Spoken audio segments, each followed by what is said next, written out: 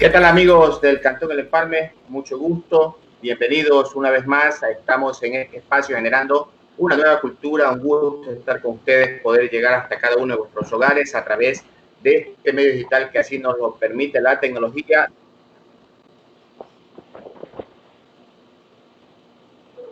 Afectuoso a nombre de su máxima autoridad, el ingeniero Rodolfo Cantos Acosta. En esta noche estamos aquí con dos invitados, dos médicos, dos profesionales de salud, junto a nuestro compañero José Ceballos, para poder compartir con ustedes esta hora y algo más que estaremos a través de este espacio, transmitiendo algunas ideas sobre el tema que tenemos en esta noche, que es semaforización, sinónimo de concienciación. Vamos a saludar a cada uno de los panelistas. Empezamos saludando a nuestro compañero que está siempre en la conducción de este programa, José Ceballos, secretario ejecutivo del Consejo Cantonal de Protección del Empalme. José, bienvenido, buenas noches. Hola, Roosevelt, ¿qué tal? Muy buenas noches al doctor Marcos y a la doctora Danisela. Muy feliz de tenerlos aquí en esta nueva edición del programa, y a todos a quienes nos están viendo, muy buenas noches.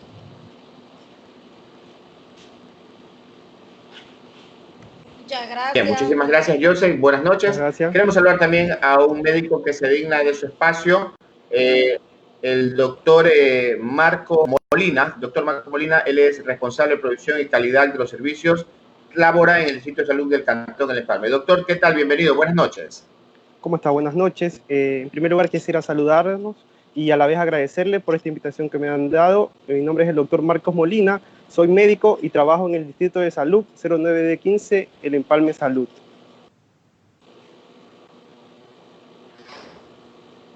Muchísimas gracias, doctor, a usted por brindarnos de su espacio y su tiempo para estar conectados con nosotros. Creo que la doctora Danisela tiene un problema con la imagen. Doctora, si por ubica su imagen, le saludamos a usted también. Buenas noches, bienvenida. Muchas gracias por la invitación, agradecer sobre todo la invitación. Muchas gracias, aquí presente para lo que ustedes digan. Gracias por invitarme. Bien, muchísimas gracias, doctora. Si nos ubica con la imagen para poderla ver, para poderla visualizar. Bien, entonces tenemos a nuestros invitados, reiteramos, dos profesionales de salud, José Ceballos con nosotros ayudándonos en la conducción de este programa, junto a la doctora Danisela Enrique, junto al doctor Marcos Molina. Es un gusto contar con ellos y poder escuchar durante este espacio algunas inquietudes que tenemos respecto a medidas de seguridad que tenemos que ir afianzando. Bien, yo sé que avanzamos contigo. Sí, Roosevelt, permíteme, por favor, hacerle una cordial invitación a todos aquellos que están observando esta noche a realizar las preguntas y opiniones, pero siempre con altura y respeto. Acordemos que este espacio está diseñado para poder conversar, y de una u otra forma también sobre ciertas realidades, actuales que está viviendo que todas las preguntas que se generen, con el fin de poder construir y generar una nueva propuesta, y que nos brinden a todos una alternativa para poder seguir mejorando. Quiero saludar a todos aquellos hasta el momento. Un saludo a Rolando Vera, a Leti Rivas, Jairo Solórzano, a Wilson Sela, a Stalin Sánchez, a Stalin Sánchez, y bueno, aquellos que también nos están observando y poco a poco se están uniendo al programa, Roosevelt. Bien, muchísimas gracias a las personas. Esperamos que nos dejen sus comentarios para también compartirlos con los médicos que nos acompañan esta noche. Hace casi un mes, exactamente el 1 de junio, en esta circunstancia de la pandemia, debido a la decisión del COE cantonal, pasó al semáforo amarillo. El semáforo amarillo traía consigo nuevas restricciones, nuevas reglas. Estoy hablando del 1 de junio. Hoy, 1 de julio, el COE nacional dispone nuevas reglamentaciones en las cuales la afluencia es mucho mayoritaria, ya no tiene mayores restricciones y cambia un poco el horario del inicio de toque de queda, ya no a las 21 horas, sino a las 23 horas. Todo esto implica mayor cantidad de personas que ahora puedan estar circulando en las calles, y con ello se debería incrementar mucho más nuestra actitud de responsabilidad frente a la pandemia que aún vivimos en el país. En este marco queremos entonces dar inicio al programa, reiterando una vez más nuestro tema: semaforización de concienciación. Empezamos contigo, Joseph. Claro, a ver, empecemos, doctor Marcos, me gustaría empezar con usted. Hace días atrás, semanas atrás, varias opiniones, varias cuestiones se estaban dando en las redes sociales, y entre ellas recato una noticia en particular sobre un estudio de médicos italianos que hablaban de que el virus se está debilitando, y muchos ciudadanos consumen ese tipo de información, que bien es cierto pueden ser algunas fake news, algunas noticias falsas, otras pueden ser noticias positivas, pero quisiera aterrizarlo a nuestro país. ¿Ha reducido la carga viral? ¿Está bien ir abandonando las medidas de bioseguridad? ¿Podemos confiarnos y tomar todo esto a la ligera, doctor? Bueno, para comenzar, sí existen varios estudios, tanto de países europeos o de países asiáticos, los cuales ellos refieren que ha disminuido la carga viral, pero estos son estudios, en este caso son hipótesis, más no son teorías, los cuales en ciertas ocasiones, como usted lo mencionó, algunos son noticias, en este caso falsas, otras son aseveraciones. Lo que yo los invito ahora es siempre a escuchar información de los medios oficiales, como en este caso nuestro máximo rector es la Organización Mundial de la Salud. De igual manera, refiere con respecto a su pregunta que usted indica que la carga viral se ha disminuido. Al menos en nuestro país, yo les quiero indicar y les quiero socializar que se ha identificado que actualmente contamos con 7 cepas, es decir, 7 tipos de coronavirus. Entonces, basado en esto, podemos indicar que si una persona ya ha sido contagiado por un tipo de coronavirus, esta también puede correr el riesgo de infectarse por otro tipo de coronavirus, por otra cepa. Por ese motivo, yo les recomiendo de que no abandonen las medidas de bioseguridad. Es muy importante que siempre se mantengan estas medidas de bioseguridad, porque debemos recordar que la pandemia no se ha terminado. Todavía estamos cursando la pandemia y es indispensable que mantengamos las medidas de bioseguridad, que estas son la mascarilla, el lavado de manos constante y a su vez utilizar el alcohol gel. Por eso es indicativo de que mantengamos las medidas de bioseguridad. Esto nos va a conllevar la interacción que tengamos con el virus, sea para bien o en este caso o viceversa. Puede existir algún tipo de rebrote si nosotros abandonamos algún tipo de medida de protección y nos olvidamos de que este virus es mortal y puede afectar a cualquier persona.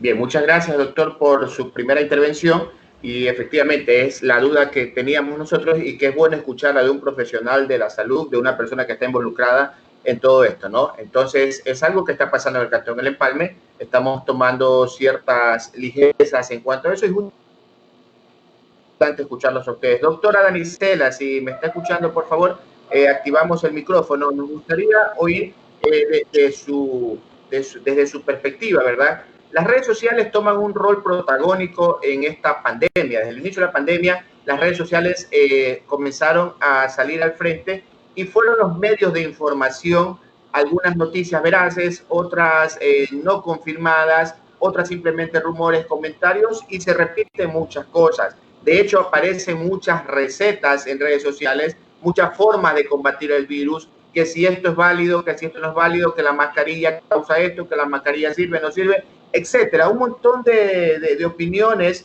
sobre cómo deberíamos tratar esta enfermedad o este virus que nos está afectando. ¿Qué opina usted sobre todo este tipo de medios? A ver, Robert, una vez más reiterar las gracias por esta invitación. Siempre que me hablan de este tema, yo siempre explico y digo, lo más importante es acudir al profesional de la salud.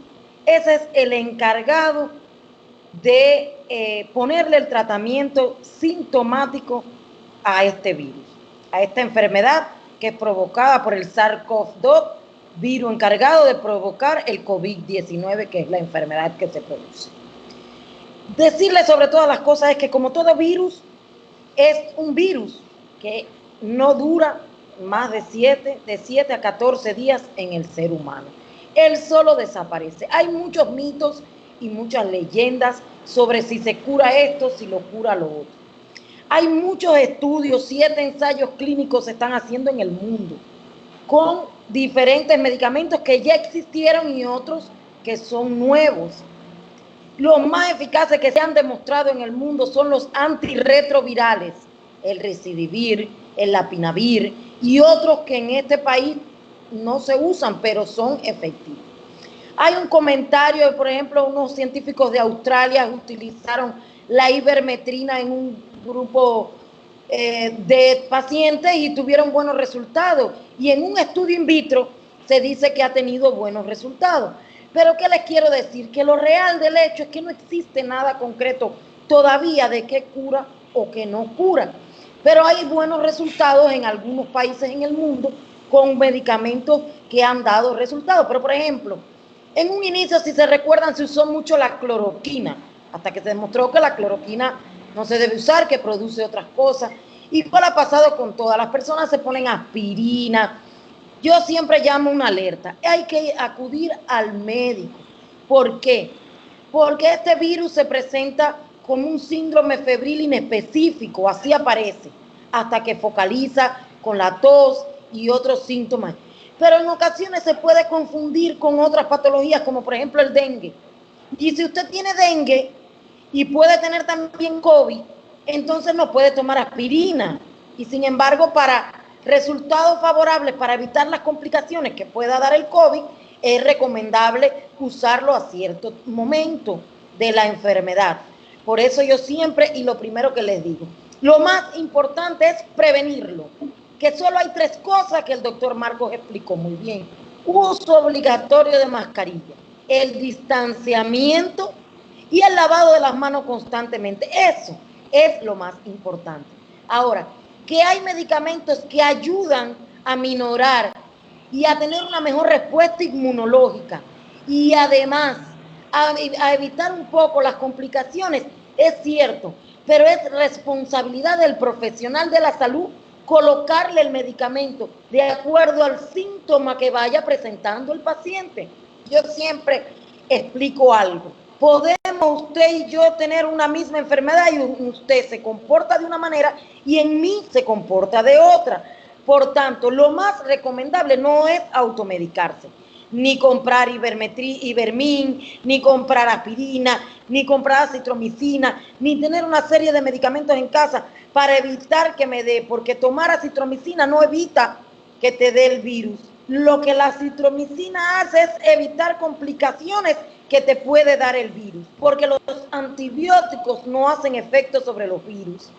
Lo que le quiero explicar y que me gustaría mucho que la población entendiera, que el tratamiento medicamentoso que lleva el COVID-19 debe ser puesto por un profesional de la salud capacitado para eso. Bien, doctora, incluso es importante poderlo mencionar e insistir a la población que no hay que tomar todo esto a la ligera y no sacar sus propias conclusiones y creer todo lo que sale en las redes sociales, ¿no? Siempre hay que hacer el análisis, siempre hay que autoevaluarse y luego de eso también poner toda nuestra salud en las manos de los profesionales para que ellos sean los que tengan que guiarnos. Doctor, bueno, tomando toda esta cuestión de que si bien la gente ha tomado ya todo esto de una forma más ligera, ya no se ve que las personas tengan el cuidado que todo esto al inicio nos llevaba a tener, ¿no? Sin embargo, hay una parte de la población que sigue con el cuidado, hay otra que no, pero me gustaría hacerle la pregunta desde el punto de vista del sistema de salud. ¿Qué tan riesgoso podría ser el hecho de un nuevo rebrote o un rebrote, por la falta de cuidados de bioseguridad de todos los ciudadanos? Con respecto a esto, como usted lo mencionó, si nosotros tomamos nuevamente el virus a la ligera, no tomamos las medidas de bioseguridad adecuadas, el uso de la mascarilla, el distanciamiento social, nosotros nuevamente seremos vulnerables a que se produzca nuevamente un rebrote. Si no tenemos todas las medidas de bioseguridad adecuada, nosotros vamos a contagiarnos nuevamente, ya que como este virus todavía sigue circulando en el ambiente, se considera que en nuestro país, en nuestro cantón, ya es una transmisión comunitaria.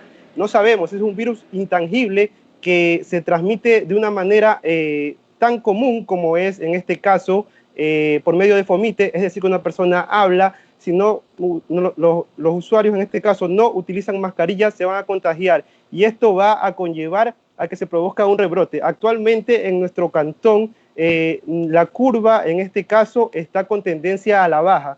Nosotros como cantón tuvimos nuestro pico considerado en el mes de abril o mayo, pero actualmente la curva está a la tendencia a la baja. Pero si nosotros nuevamente caemos en no utilizar las medidas de bioseguridad adecuadas, como ya la conocemos, esto nos va a conllevar a que nuevamente entremos en un rebrote y vaya a aumentar los casos de pacientes que lleguen a las casas de salud con sintomatología o viceversa, o que ya lleguen con síntomas más complicados que indiquen ya una referencia a un hospital de mayor complejidad o viceversa, que le puedan causar la muerte.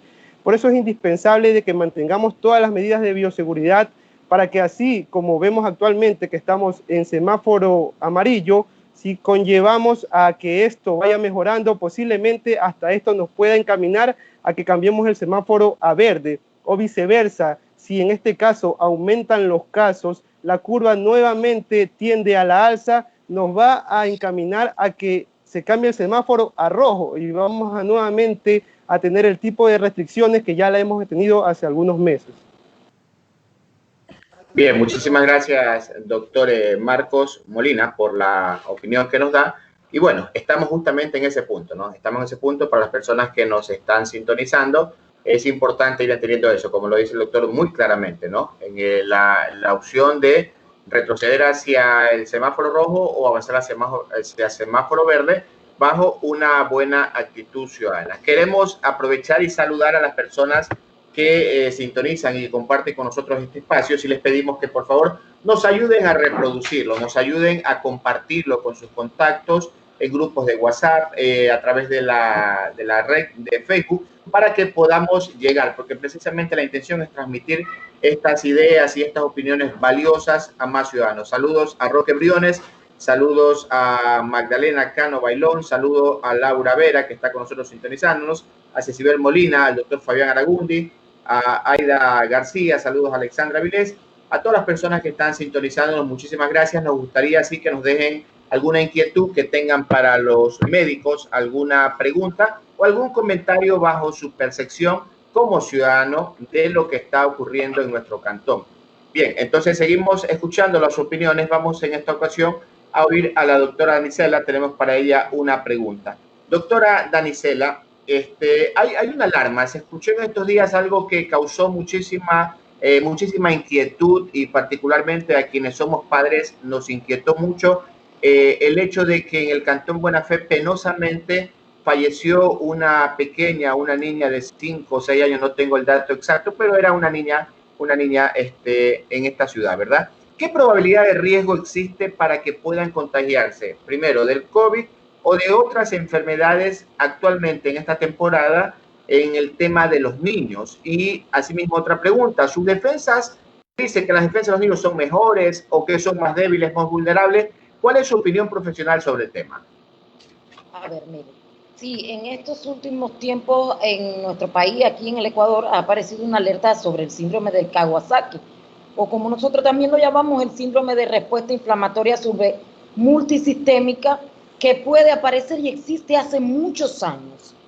Es una respuesta que tiene el organismo a una infección que bien puede ser por virus, por bacterias, por hongo, y que en este caso se comporta como un fallo multiórgano y da manifestaciones a nivel de todos los sistemas digestivos, cardiovascular, hemolinfopoyético, es decir, de la sangre, del corazón, y se ha llegado a describir en algunos casos que han aparecido hasta insuficiencia renal, que es más extraño, pero puede aparecer.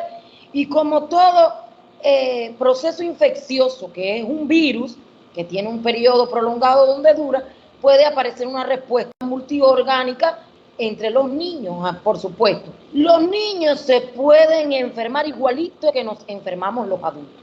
Por eso también hay que tener el cuidado y la bioseguridad con nuestros niños también. Pero yo sí quiero que tengan algo bien claro. Y la matemática es la base de las ciencias. Y si nos ponemos a escuchar en el mundo, ¿cuántos niños han sido diagnosticados por COVID? Son muchos menos que los adultos. Por tanto, cabe valorar eso. Y sí, yo siempre les explico a las personas, los niños pequeñitos, los lactantes y los niños más pequeños tienen dos órganos que los adultos no tenemos. Y uno es el timo y las adenoides. Y estos dos órganos que tienen los niños también ayudan un poco a su sistema de defensa, para que todos entiendan un poquito mejor. Pero no significa que no debamos proteger a nuestros niños. Claro que ellos tienen que estar bajo las normas de bioseguridad que tenemos todos los adultos, porque ellos también se pueden enfermar. Pero es muy importante, más que nada, si los adultos no nos debemos automedicar, los niños menos que menos. ¿Por qué? Porque los medicamentos a los niños se les da por kilo de peso. Es obligatorio pesar a los niños para darle cualquier tipo de medicamento que se le vaya a emitir. Por tanto, sigo y mantengo la misma sugerencia. Toda persona que tenga un síndrome febril inespecífico de cualquier tipo, lo correcto es acudir al médico y hacer las medidas de la abuelita y de todo eso que hacíamos antes, vaporizaciones, inhalaciones, todo eso está perfecto. Ahora, los niños se enferman mucho menos que los adultos, está demostrado en esta epidemia. Yo le preguntaba a nuestro director distrital, doctor, ¿cuántos niños usted tiene positivos? No, ninguno.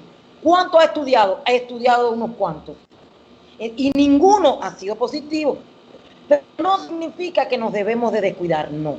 La respuesta, el síndrome de respuesta inflamatoria, esta que da todo tipo de enfermedad infecciosa, sea viral, bacteriana, parasitaria o por hongo, fíjense, puede dar un síndrome de respuesta inflamatoria sistémica, que es lo que en los niños se le conoce como el síndrome del Kawasaki.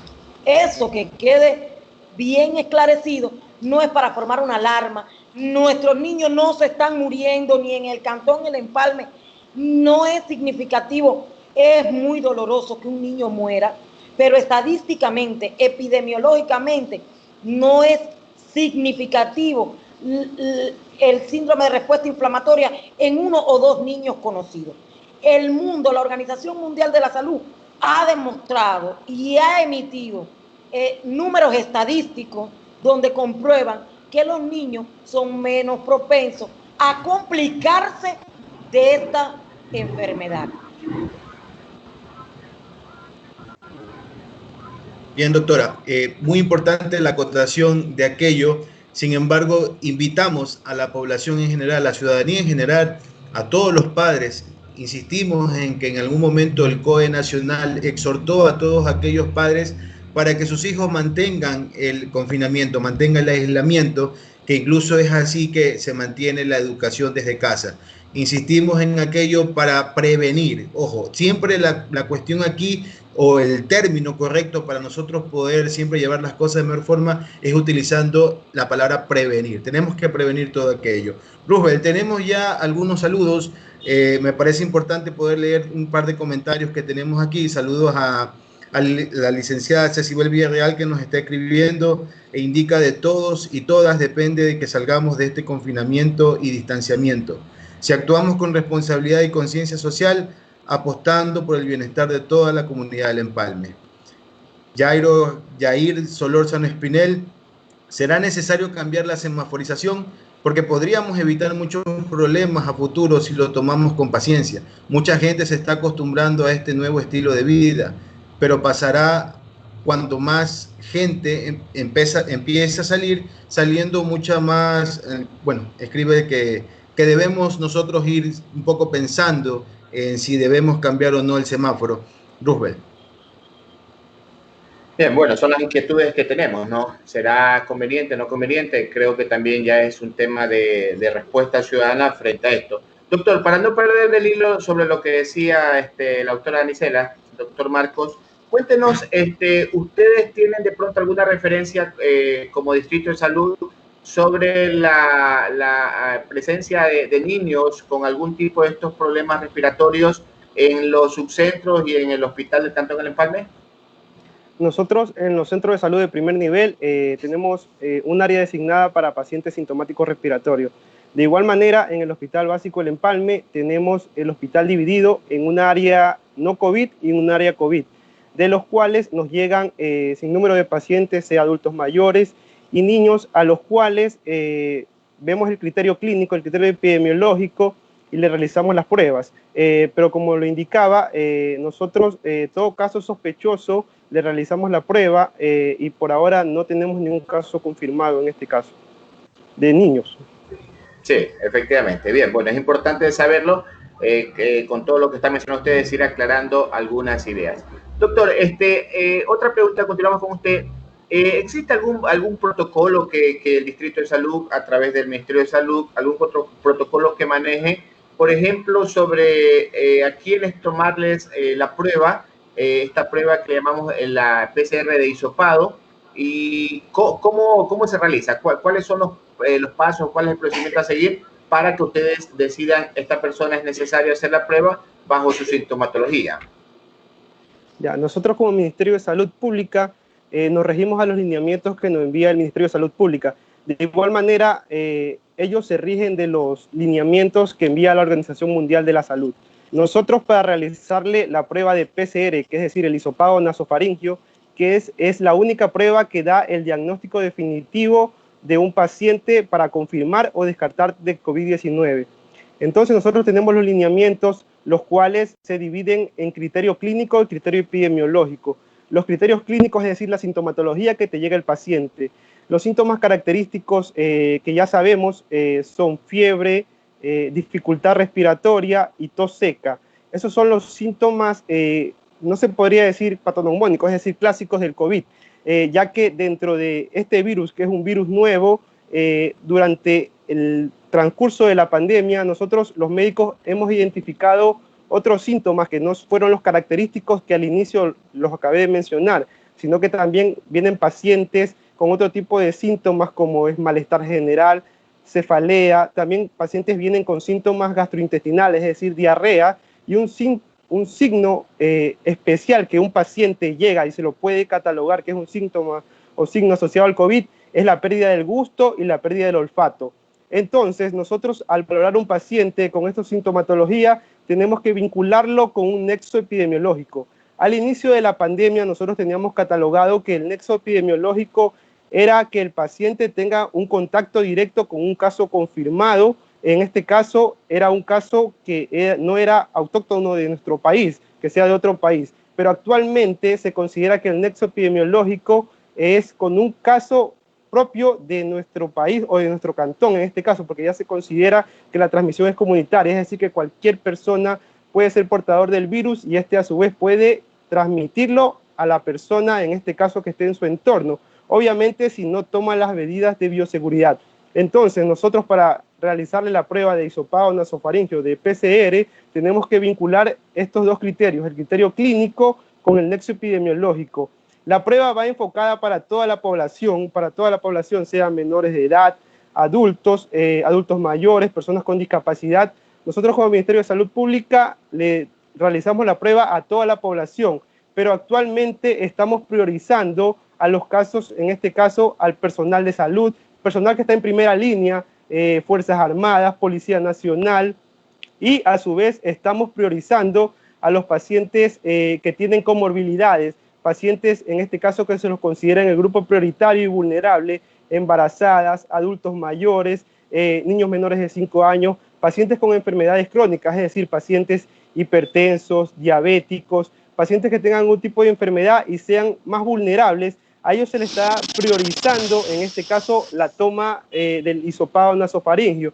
Pero nosotros como Ministerio de Salud Pública le realizamos la prueba a todos los pacientes que cumplan, en este caso, el criterio clínico y epidemiológico. De la misma manera, quiero nuevamente hacerle énfasis que el único diagnóstico para el COVID es el hisopado nasofaringio. Actualmente también se están manejando las pruebas rápidas para determinar si el paciente, en este caso, ha tenido la enfermedad o la está cursando actualmente. Eso mide una parte que se denomina las inmunoglobulinas.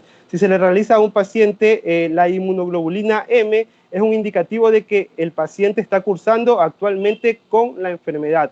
A diferencia de que si le sale en la prueba rápida inmunoglobulina G, es un indicativo de que el paciente ya ha sufrido de la enfermedad.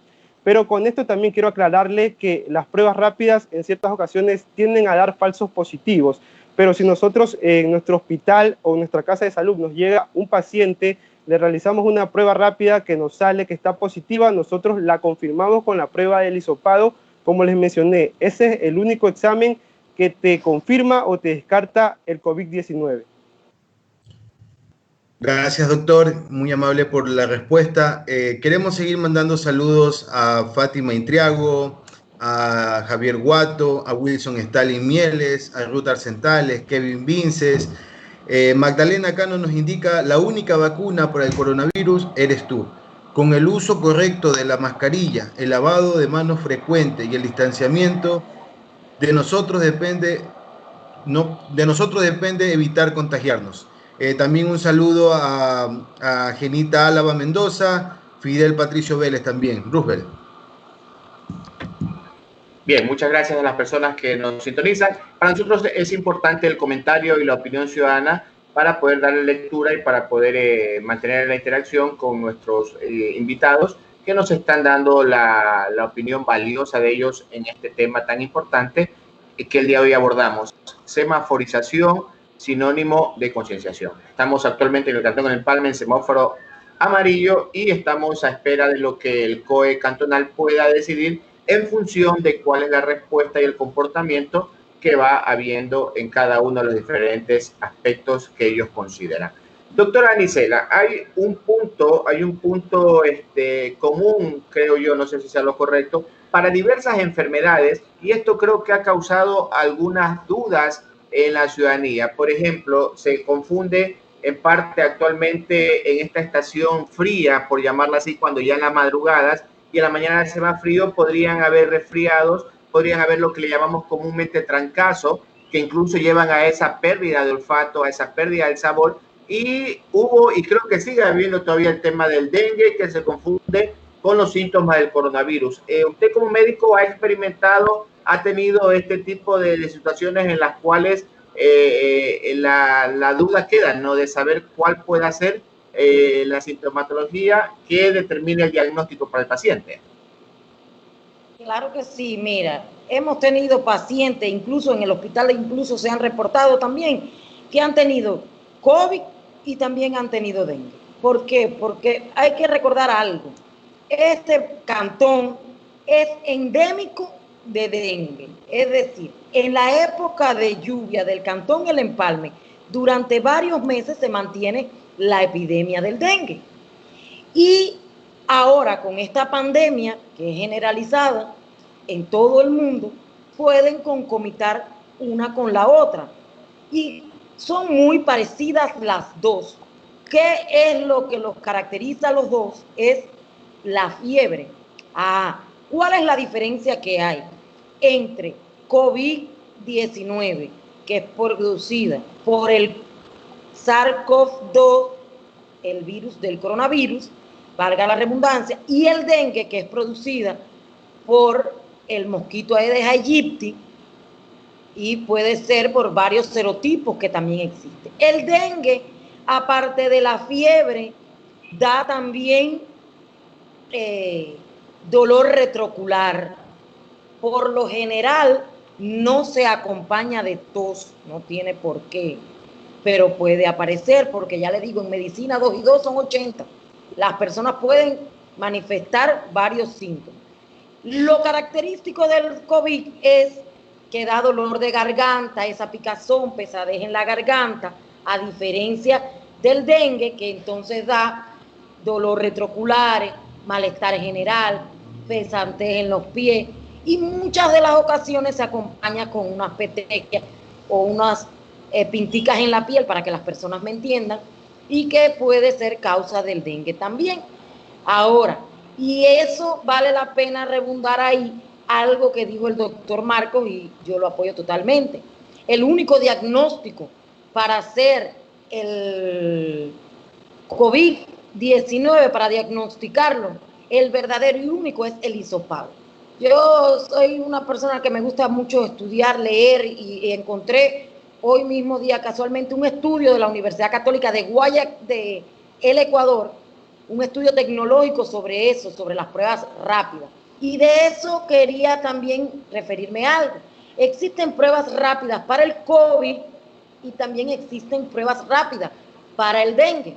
Y el test rápido, que no es diagnóstico, para hacer el diagnóstico definitivo y final del COVID-19, pueden ser falsos positivos y pueden ser falsos negativos. Y son realmente válidos cuando hay una proyección comunitaria para ver cómo se está comportando el estudio en la comunidad, es decir, en el cantón. Y lo otro, que una prueba, no todas tienen la misma calidad. Recuérdense que todo es nuevo, que se está empezando. Pero lo que sí coincide en casi todos los estudios que hemos visto sobre los test y las pruebas rápidas, es igual que se comporta como el dengue. Después de 7 días de iniciados los síntomas, es que puede aparecer la respuesta inmunológica de anticuerpos del ser humano. Por tanto, no es recomendable hoy comencé con fiebre, mañana me lo voy a hacer. No, debes esperar unos 5 o 7 días. Por tanto, es fácil diferenciar, para volver a la pregunta que me hizo Rubel, el dengue del COVID, pero también tiene otro componente importante, y es el genio epidemiológico. Hay un alza del dengue también en nuestro cantón. Las personas preguntan, ¿fumigar es lo mejor? No, fumigar resuelve el problema ahora, pero no resuelve el problema. Lo mejor, y volvemos a lo mismo del COVID, es la prevención. ¿Cómo es prevenirlo? Es no tener flores en el agua, ni maticas en agua, las llantas del hotel de lujo 5 estrellas de los mosquitos Aedes aegypti, que son el productor, el cargado de transmitir el dengue. Y un punto que uno tiene de referencia es ese. Y cuando uno sospecha que tiene dengue, en su casa hay mucho mosco, le dicen aquí, zancudo. Sí, en mi casa hay bastante. Pero mire, ¿es el que le pica de día o es el que le pica de noche? No, el que pica de día, ahí está el dengue. Ahí está el dengue, son las diferencias. Lo que está claro, que en este momento de pandemia, hasta que se demuestre lo contrario, siempre hay que pensar en COVID-19. Es por eso, hay que acudir al médico, hay que hacerse los exámenes. Fiebre, tos, dolor de garganta y tos seca, malestar en general, es las principales características del COVID-19. Que en algunos casos, como bien explicó el doctor, puede aparecer diarrea y otros síntomas, está perfecto. Y el dengue da, aparte de la fiebre, el cansancio, el malestar general, da un dolor retroocular característico, además de las lesiones de la piel como petequia, equimosis y otras más. Claro, mucha parte de la población se olvidó del dengue en algún momento y enfocó todo su interés a la pandemia del COVID, ¿no? Pero no deja de ser algo que nos preocupe. Doctor Marcos, hay una pregunta en uno de los comentarios, enviamos saludos al doctor Jerry Chan que nos está observando. ¿Cuál es la opinión de los profesionales participantes ante la apertura de los actos públicos con un número de 25 participantes y de los velorios de fallecidos que pueden ser por COVID-19, doctor? Ya, esta nueva apertura que está dando el COE nacional, pues a la larga puede conllevar a que no se vaya, en este caso, a respetar las medidas de bioseguridad que ya hemos planteado. En este caso, si se da carta abierta para que se den, en este caso, los velorios, o que se dé carta abierta para que se den los encuentros sociales, como lo indica, no más de 25 personas, conociendo, en este caso, la idiosincrasia de nuestra población, esto no se va a respetar, y esto va a conllevar a que vaya a haber un aumento de los casos, va a haber un aumento de la infección, porque ya se ha visto que se ha sacado, en este caso, se ha cortado ciertas limitaciones en el tema de la semaforización, pero al dar pie a esto, pues va a conllevar a que aumenten los casos, porque no se va a respetar el distanciamiento social, no se va a respetar el uso de mascarilla, y esto conllevará a que aumenten los casos y por ende, en este caso, va a haber mayor cantidad de infectados. Por ese motivo, si se aprobó esto, en este caso como el COE nacional, como profesionales de salud, nosotros no estamos de acuerdo porque nosotros hemos estado trabajando, hemos estado socializando a la comunidad todo el tema de las medidas de bioseguridad para prevenir en este caso los contagios, y al ver esto, pues quisiera llamar a la comunidad a que lo haga de una manera responsable, porque dependerá de nosotros si esto en este caso conllevará a que haya mayor cantidad de infectados o que sepamos manejar la situación como estamos ahora en la pandemia causada por el COVID-19. Doctora, basándonos en la misma pregunta, e incluso veo que están analizando, y por ahí vi en un par de noticias de canales oficiales, de que también se está considerando en los próximos días poder abrir de nuevo los teatros, poder abrir los cines, poder toda esta parte del entretenimiento también dar apertura. ¿Su opinión, doctora, al respecto? A ver, creo que es mi opinión y es muy personal, y quiero que lo sepa. Es muy personal, mía, en el plano personal, en lo que he visto, cómo se ha comportado la epidemia en el mundo. Yo digo, primero hay que aprender a gatear, después caminar y por último correr. Yo soy de la opinión que pienso, y lo repito, es muy personal, que debemos de esperar, porque no es difícil, no es imposible modificar los modos y estilos de vida, las culturas y las costumbres de muchos años, pero no es imposible. Pero eso es un trabajo de día a día. Y la licenciada, usted dijo un comentario por ahí, la licenciada Cecibel Villarreal, que aprovecho y le doy mi saludo, ella dijo algo. Nosotros mismos somos la mejor vacuna contra el COVID, y es verdad. El doctor Marco también se refería a eso. Mientras la medida que nosotros mantengamos el distanciamiento social, que seamos capaces de cumplir las medidas de bioseguridad, mire, sí se podrá abrir en su determinado momento. Yo ponía de ejemplo, y creo que es válido decirlo ahorita aquí, la misa de la iglesia nuestra el día domingo. Excelentemente bien organizada, con un distanciamiento social adecuado, 2 metros de separación, todo el mundo con su mascarilla. El saludo de la paz ahora es diferente. Todo, es decir, sí se pueden hacer acciones, pero es difícil. Creo que hay algunas cosas que no se deben abrir todavía. Y sobre todo mantener eso, nosotros como servidores públicos que somos, como profesionales de la salud, que lo que debe interesarnos más que nada en la vida es prevenir. Nosotros tenemos que hacer hincapié en que las personas tengan una cultura. No hay otra opción. No existe en el mundo una vacuna todavía. No existe en el mundo una cura. No hay. Es simple y llanamente tratamiento sintomático. Usted tiene tal síntoma y yo lo voy a tratar. Yo voy a evitar que usted le dé tal complicación.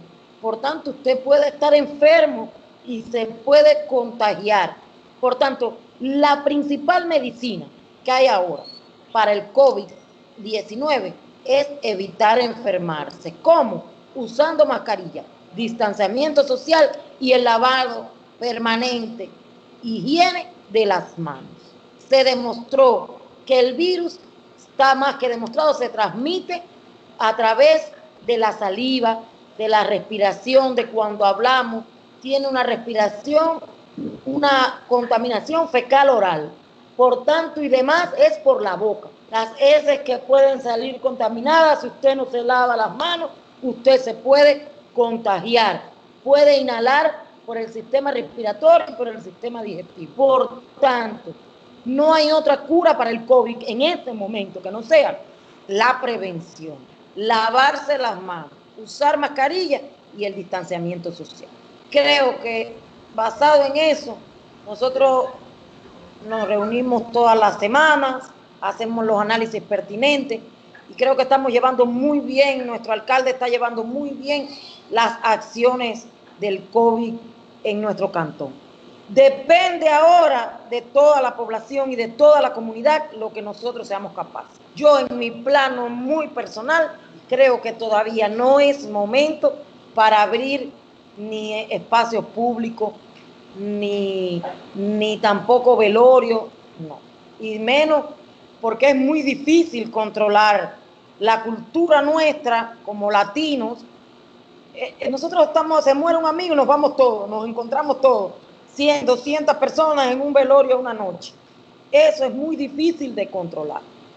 Creo que es mi opinión muy personal. Vuelvo y lo repito. Bien, muchas gracias, doctora. Con la opinión de mis otros colegas. Sí, totalmente de acuerdo. Es respetable, como usted mismo lo dice, ¿no? Es su opinión y creo que sería bueno que cada uno emitiera su opinión en ese sentido, ¿no? Con toda la democracia que nuestro sistema en el Ecuador así nos lo permite. Saludo a Ariana Vélez Briones, a la abogada Lorena Briones García, que también está con nosotros, al psicólogo Jimmy Vinces. Saludos a Daisy Figueroa y a las personas que se están sintonizando. Los invitamos a compartir esta transmisión y también a, por favor, realizar algún comentario, alguna inquietud. Yo quisiera, antes de continuar con el doctor Marcos, también permitirme hacer esas veces de invitado, ¿no? Porque como ciudadano es muy inquietante lo que ocurre, y si bien es cierto, lo ha dicho el doctor Marcos Molina, que la tendencia o el sistema de salud aquí en el cantón se estabilizó, bajó un poco la cantidad o las complicaciones que hubieron en marzo, en abril y en inicios de mayo. Eso es verdad, pero sin embargo vemos que toda esta ligereza nos puede retroceder, porque ya nosotros vemos, ahora sí, vemos a ciudadanos que juegan, que hacen deporte, que juegan vóley, que juegan indoor, y vemos a centros comerciales o a lugares que venden alimentos que ya no toman estas medidas de medir la temperatura, de poner el alcohol, y se va aflojando de a poco, y esto nos puede causar alguna dificultad. Esto nos puede traer alguna consecuencia y es lo que no queremos, como menciona la doctora Nicela, también comparto con eso, es un tema netamente de comportamiento cultural nuestro, cómo respondemos ante lo que está pasando. Entonces, muy valioso la opinión de ambos en ese sentido y muchísimas gracias por compartirlas con nosotros. Doctor Marcos Molina, bueno, quisiera que nos refuerce esta parte, ¿no? Usted conocedor o usted empapado en el Distrito de Salud, conoce la realidad de este sistema aquí en el Cantón El Empalme, repito, en subcentros, en el Hospital Básico y en todo este entorno. En base a esto, ¿cómo usted cree que la pandemia se podría proyectar en las próximas semanas o incluso en los próximos meses aquí en nuestra localidad? Ya, la pandemia en nuestra localidad, en nuestro Cantón del Empalme, la proyección se la podría indicar basado, en este caso, a cómo va a ser la interacción en que tenga la comunidad ante el virus. Como les mencionaba anteriormente, si en este caso nosotros dejamos las medidas de bioseguridad, no utilizamos la mascarilla, el lavado de manos, tomamos el virus a la ligereza. Debemos de recordar que la pandemia todavía está vigente. Si, como bien lo mencioné anteriormente, la curva en nuestro cantón está a la tendencia a la baja, pero si nosotros no tomamos la responsabilidad, en este caso, que amerita el caso del coronavirus, esta proyección va a dar a la tendencia a la alza. Como lo mencionaban en ciertas ocasiones ustedes, nosotros mismos somos la cura del coronavirus. El ser humano es en este caso, de costumbre. Nosotros debemos ya acostumbrarnos al virus, debemos de saber manejarlo, debemos de tomar todas las medidas de prevención, porque como es de conocimiento público, varios países europeos ya tienen, en este caso, el proyecto de la vacuna, pero estos son solamente ensayos clínicos. No sabemos si la vacuna pueda salir en el transcurso de este mes o puede demorar 5 meses o un año, como le indicaba, y tampoco sabemos si la vacuna va a tener la eficacia para poder, en este caso, tener la cura de esta enfermedad. No lo sabemos. Por eso lo que yo quiero llamarlos es a la responsabilidad. De nosotros va a depender si la proyección se va a mantener la curva plana o de igual manera va a seguir, en este caso, con tendencia a la baja, o de igual manera, si nosotros no tenemos todas las medidas de bioseguridad, nos descuidamos, tomamos a la ligera esto, esto va a conllevar a que la curva suba y a su vez nos va a traer en este caso mayor número de contagios. Netamente va a depender de nosotros, de nuestra comunidad, de cómo sepamos manejar el tema de la pandemia. Como ya lo hemos estado realizando en el transcurso de estos últimos meses, esto ha conllevado a que los pacientes ya no lleguen al hospital complicados, o que el número de pacientes que estaba llegando, que era un número alto, ya esto ha bajado la incidencia de pacientes que ha llevado, pero ha sido porque nos hemos mantenido utilizando las medidas de bioseguridad. Aunque para hacerle en este caso algo particular, nosotros el día de ayer tuvimos un trabajo entre conjunto con el personal del COE cantonal, que fue el municipio, la Policía Nacional, las Fuerzas Armadas, Comisión de Tránsito. Hicimos una avanzada a los alrededores del mercado, hicimos una avanzada a los alrededores de los locales comerciales, donde ahí pudimos evidenciar que muchos locales sí cumplían con las medidas de bioseguridad que había planteado el COE cantonal, pero de igual manera pudimos también ver que habían locales que no cumplían con las medidas de bioseguridad. Incluso habían muchas personas, usuarios y también dueños de los locales que no utilizaban la mascarilla o la tenían la mascarilla por debajo de la nariz. Eso nos da a entender de que la población se está confiando y no debemos de confiarnos. No debemos de olvidar que esta enfermedad puede afectar a cualquier persona y tiene mayor, en este caso, mayor riesgo de provocar la muerte a personas de edad avanzada, a personas que tengan una comorbilidad, es decir, que sufran de enfermedades como la presión, la azúcar, o en este caso puede provocar también, como lo mencionaba la doctora Danicela, enfermedades vasculitis como el síndrome de Kawasaki. Todo eso es un fallo multiorgánico que a la larga va a conllevar a que le provoca la muerte al paciente. Por ese motivo, vuelvo nuevamente a tomar el enfoque de la pregunta, que la proyección va a depender netamente de cómo nosotros sepamos o vamos a manejar el virus. Si lo hacemos de una manera responsable, esto nos va a conllevar a que esto vaya mejorando, o viceversa. Si lo tomamos de una manera la no adecuada o de una manera a la ligera o irresponsable, esto va a efectuar de que aumente los casos de pacientes infectados y van a aumentar los índices de muertes y de fallecimientos en nuestro cantón y también a nivel de todo nuestro país. Doctor, una consulta ahí mismo. Siempre he tenido esta duda. Se habla mucho de los llamados asintomáticos, personas que poseen el virus pero que no les afecta mayormente. Sáquenos de esta duda. ¿Estos llamados asintomáticos pueden llevar a su hogar el virus, a su padre adulto mayor, a su madre adulto mayor, o a su hijo con baja defensa, a su familia con baja defensa? ¿Esto puede ocurrir? Por supuesto. Como este es un virus nuevo, se considera que puede afectar a cualquier rango de edad. En este caso puede ser al niño, al adolescente, al adulto o al adulto mayor. Pero el pronóstico de este virus también se basa en el sistema inmunológico y también al estado de salud que presente en este caso esta persona. Si, por ejemplo, hacemos en este caso una comparación de que el virus puede afectar a un individuo que oscile entre 20 o 30, 35 años, que tiene su sistema inmunológico, en este caso, se podría considerar en este caso al 100% porque no sufre de ninguna enfermedad, esta persona puede manejar de una mejor manera la enfermedad del COVID. A diferencia de que un paciente adulto mayor que tenga enfermedades como la presión, como el azúcar, de ya larga data, es decir, que ya sufre de una enfermedad crónica, esto se asocia al COVID y esto a la larga es lo que va a conllevarle a que el paciente fallezca o tenga complicaciones. Y con el tema de que usted me mencionaba, existen también personas que son portadores asintomáticos, es decir, que ellos se infectaron del COVID.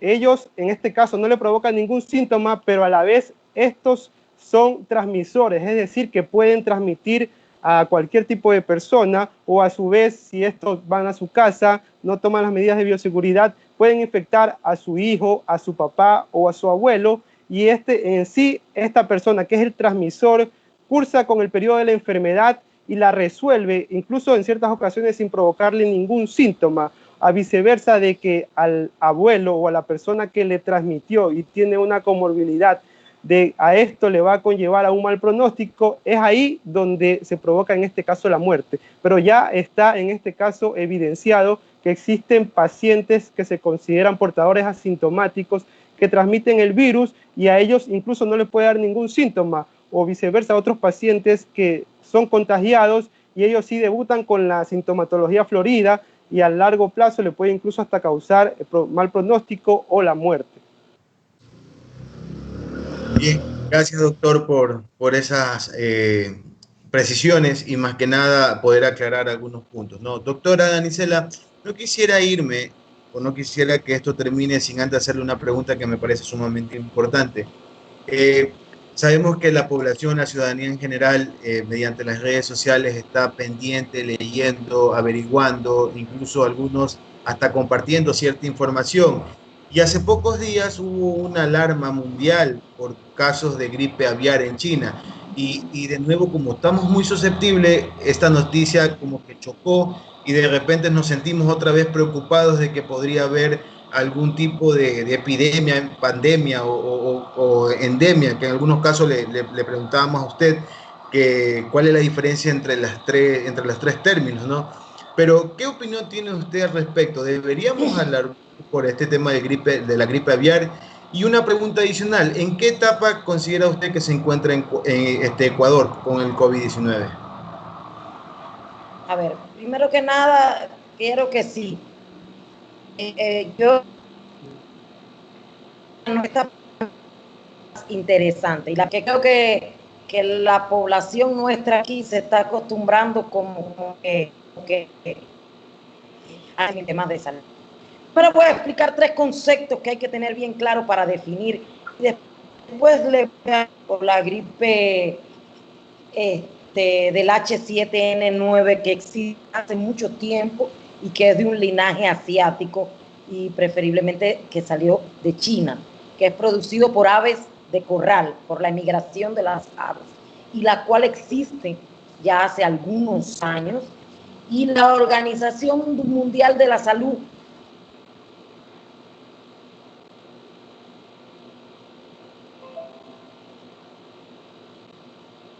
interesante, y es que no es lo mismo endemia que epidemia y que pandemia. Se le llama endemia a una enfermedad que existe en una región o en una zona determinada, pero que además se perdura en el tiempo en un mismo lugar. Y como ustedes me oyeron ahorita que yo dije, el dengue en Ecuador es endémico porque existe hace mucho tiempo y hay en unas y persiste. Esto se le llama, por ejemplo, a las enfermedades tropicales que existen habitualmente en un país, son endémicas. Epidemia se dice que es cuando aparece una enfermedad, duplican los casos que posteriormente se han presentado. Y eso pasa con mucha frecuencia, brotes epidémicos de la gripe aviar en los países estos asiáticos, donde las aves emigran de un lado para otro por el cambio y la temporada del año. Es una gripe más, es un tipo de influencia, H1N1, que se hace una evaluación, un diagnóstico igual que una gripe. Creo que en el mundo estuve registrando, y creo que en Ecuador nunca se ha registrado casos de gripe aviar. No lo he visto, no he visto estudios epidemiológicos ni estadísticos reportados por este caso. Por tanto, no creo que sea para alarmar a la población, es mi opinión, fíjense, muy personal.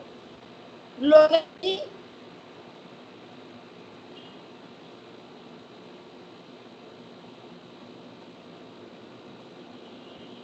en que aparece con mayor frecuencia la gripe en este país y no necesariamente se le asocia a la gripe aviar o la gripe H7N9, que es de un linaje asiático, como le expliqué, y que se describió por primera vez hace muchos años en la China y que todos los años aparecen brotes epidémicos.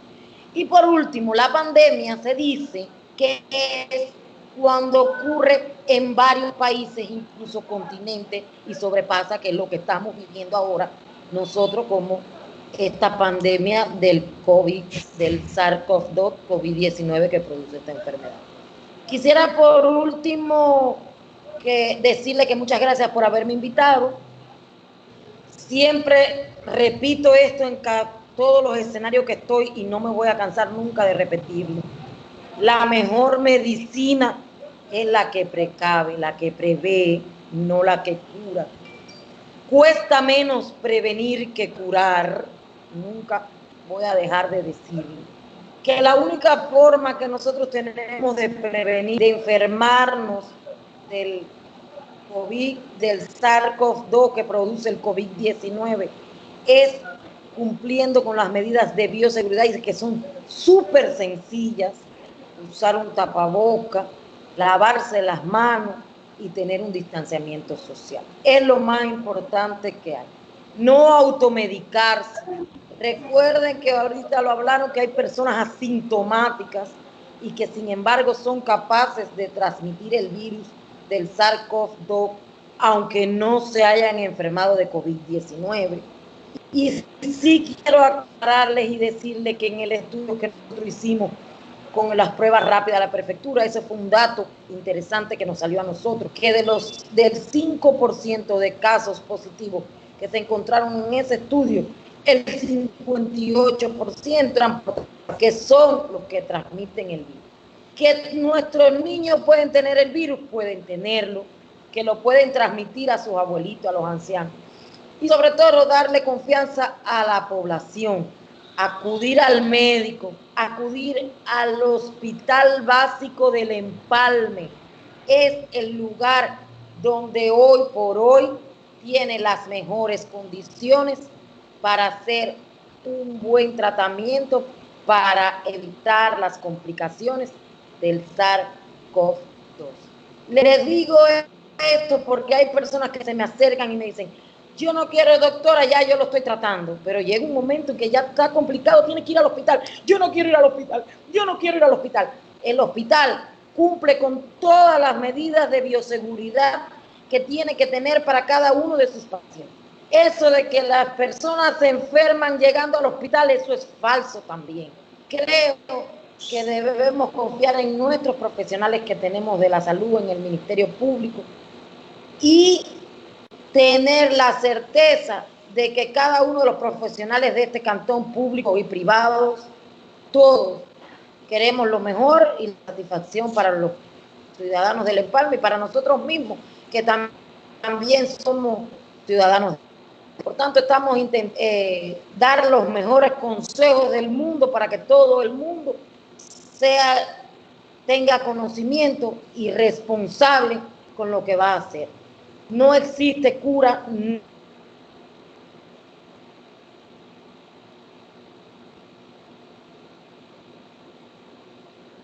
La mejor vacuna es el tapaboca, el distanciamiento social y la higiene personal. Son tres cosas que no se nos puede olvidar a ninguno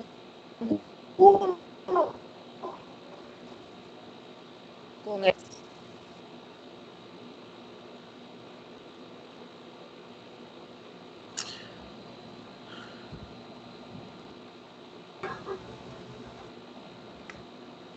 Bien, doctora, muchas gracias.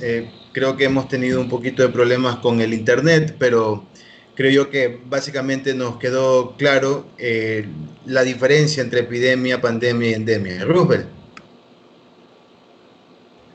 Escuchábamos ya, la doctora ya hacía su reflexión final, ya escucharemos la del doctor Marcos Molina. Queríamos rápidamente saludar, y ya le damos paso al doctor para oír una parte final de él como un mensaje a los ciudadanos empalmenses. Hay un Facebook llamado Mueblería Entriagos que nos indica de que hay falta de control de las autoridades. Dice: en mi sector, Ciudad de Arias Olivo, los ciudadanos hacen deporte, boli, donde se reúnen más de 20 personas, no usan mascarilla y no mantienen el distanciamiento social. Bueno, es una problemática que realmente está aquejando. En parte las autoridades tienen algo que ver, pero también creo que tienen que ver ya la actitud ciudadana. El abogado Luis Novoa Rizo, felicitaciones, buen foro para que las personas hagamos conciencia de que el virus está presente y tomemos todas las precauciones, las prevenciones para evitar contagios. Muchísimas gracias, abogado, por la sintonía. Ariana Vélez Briones, muchísimas gracias. A la abogada Lorena Briones García, indica que está totalmente de acuerdo con el comentario y la apreciación que emite la doctora Danicela, en donde es importante todas estas medidas de bioseguridad que ya hemos establecidos y que cada acto que se haga tiene que ir en función de estas seguridades. Jimmy Vince dice, Palmeños, recordemos que el virus no tiene pies, se mueve de persona a persona. Excelentes expositores, muchísimas gracias. Saludos a Génesis Ochoa por sintonizarnos. Luis Rodríguez nos dice, hay que controlar en los negocios y paraderos de transporte de pasajeros, están haciendo caso omiso a este virus, la gente vive confiado. Yo tengo una parada de transporte y hay transportes que no tienen protocolo de bioseguridad.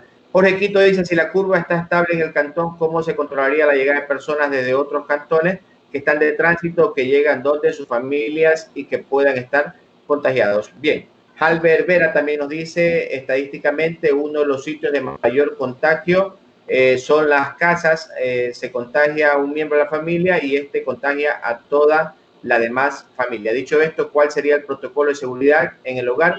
¿Cómo hacer para proteger a nuestros familiares vulnerables en el interior del hogar? Bueno, ya creo que lo mencionó el doctor hace un momento, mi estimado Halbert, de la llegada a casa tiene que ser con mucha responsabilidad. Bien, entonces muchísimas gracias, la verdad que se nos quedan algunos mensajes a las personas que están con nosotros. Doctor Marcos Molina, ya la doctora Licela hacía su exposición final, nos gustaría escuchar de su parte muy brevemente alguna reflexión muy breve finalmente de lo que es este tema de tener conciencia ciudadana frente a lo que estamos viviendo. Pues sí, como lo indicaba, yo quiero hacer un llamado a la comunidad del Cantón del Empalme a que tenga una conciencia social. Quiero concienciar a todos pues, sobre la importancia de las medidas de prevención. Siempre, ante todo, ante alguna enfermedad, lo más importante es la prevención.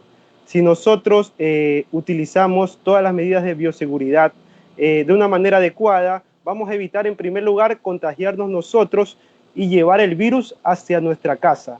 Nadie quiere llevar el virus hacia nuestra casa. Como lo indicaba, posiblemente la persona que se contagie se la transmita a otra persona y sea esa persona la que vaya a causarle incluso la muerte o algún deterioro en su estado de salud. Por ese motivo es muy importante utilizar la mascarilla, es muy importante el distanciamiento social y aún es en este caso fundamental el lavado de manos. Ya está descrito en este caso que el lavado de manos es una fuente importante para prevenir el virus. De la misma manera, quiero hacerle énfasis de que nosotros como Ministerio de Salud Pública tenemos a la disposición los centros de salud de primer nivel, tenemos a la disposición el Hospital Básico El Empalme para cualquier paciente que tenga alguna sintomatología respiratoria, que se acerque a la casa de salud para que sea valorado por un médico. Y no esperar hasta cuando ya el paciente, en este caso, esté realmente grave para que acuda al hospital, porque mientras más temprano es el diagnóstico, mientras más precoz es el tratamiento que nosotros los profesionales de salud le entablemos al paciente, eso es lo que le va a determinar el pronóstico de la evolución de la enfermedad. Por eso es indispensable, ante alguna sintomatología respiratoria, no automedicarse, acudir a una casa de salud para que sea valorado por el profesional médico y sea este el que le diagnostique, el que le indique el procedimiento a seguir en referencia al COVID-19. De la misma manera, al momento de ser atendido, nosotros orientamos a los pacientes que si lo diagnosticamos como un caso sospechoso, un caso confirmado de COVID-19, debe permanecer el aislamiento en su domicilio, que este aislamiento sea respetado y que no vaya, en este caso, a incumplir el aislamiento. Ya el aislamiento debe ser por 28 días. Posterior a eso, ya se considera que el paciente ha transcurrido de una manera adecuada la enfermedad. Por eso es indispensable de que se hagan atender. Incluso nosotros como Ministerio de Salud Pública, al identificar a un paciente, nosotros realizamos un cerco epidemiológico. Hacemos un estudio de este paciente con quien ha tenido contacto directo y hacemos, como su nombre lo indica, un cerco. Tratamos de que si este paciente ha sido confirmado de COVID-19, investigar a todos los contactos, determinar si ellos también son catalogados como sospechosos o como confirmados y hacer un cerco para que esto no se siga, en este caso, proliferando más, es decir, que no se siga regando más el virus en el cantón. Por eso quiero hacer el llamado a esto, por favor, mantengámonos con las medidas de bioseguridad, que esto va a depender si en este caso vaya a haber en un cambio de semáforo, sea pensar en un verde o viceversa. Si no tomamos todas las medidas que acabamos de mencionar, puede ser que esto cause de que regresemos nuevamente a un semáforo rojo. Por eso es indispensable mantenernos y que sigan toda la recomendación que le dio la doctora Danicela y que en este caso yo también le estoy planteando para que sepamos manejar el transcurso de esta pandemia. Bien, muchas gracias a usted, doctor, por haber dispensado su tiempo. Doctora Danicela, también a usted muchísimas gracias. Nos gustaría escucharla brevemente, mi doctora, finalmente, en esta terminación del programa.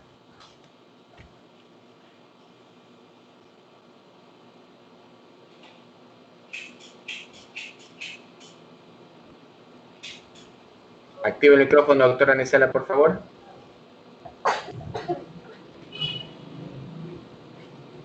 Gracias por la invitación. De nuevo, hemos sido bastante en las cosas importantes y las cosas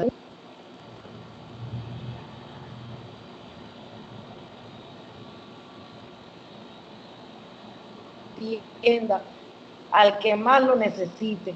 Las oportunidades se aprovechen. El pronóstico final sería muy desagradable para las personas cuando se quedan en casa, y nosotros podemos decirle que estamos haciendo todo lo posible y todo lo que se nos ocurre para ayudar a mitigar la transmisión que está apareciendo algunos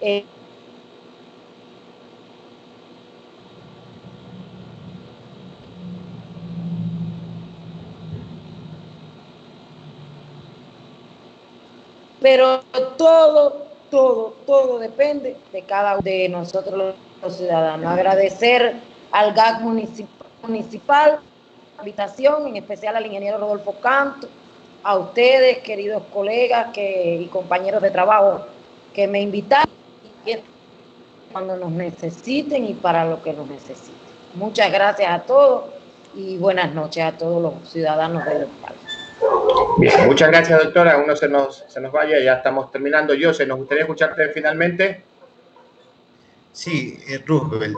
Quiero solo leer el comentario de Yolanda Uruchima que me parece muy importante. Lo que la gente pide, falta de control de autoridades, control en la entrada de gente al cantón. En el hospital no me lo curaron. Lo que la gente hace, no usan mascarillas, se reúnen, beben y hacen fiesta y no se lavan las manos. Es importante, ciudadanos, queridos hermanos empalmenses, que no es necesario que alguien venga a multarnos para tomar conciencia. No hay que esperar a que alguien venga con una notificación o venga a llamarnos la atención para recién usar la mascarilla.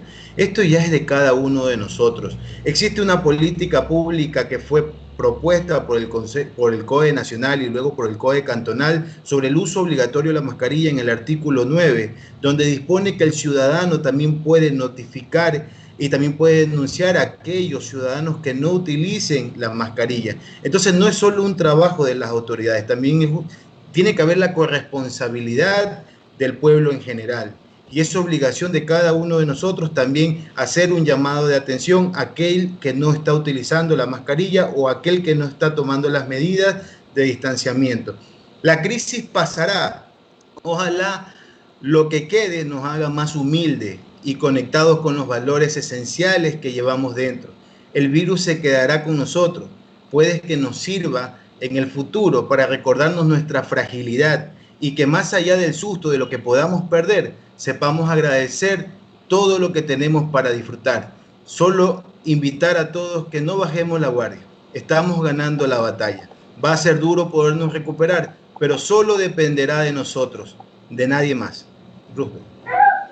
Doctora Danicela Enríquez, doctor Mario Molina, Joseph Ceballos, es un gusto haber estado con ustedes, haber compartido, amigos televidentes que nos sintonizan a través de este medio de Facebook. Muchísimas gracias por su sintonía. Yo también me quedo con la opinión de la señora Yolanda Uruchima, no en el afán de echarle la culpa netamente al ciudadano, pero sí en el afán de decir que esto también tiene gran responsabilidad nuestra. Nosotros somos los gestores de nuestra propia historia y nuestro propio presente y futuro. Muchísimas gracias, un gusto estar con ustedes y será hasta una próxima ocasión en este programa Generando Nueva Cultura. Gracias.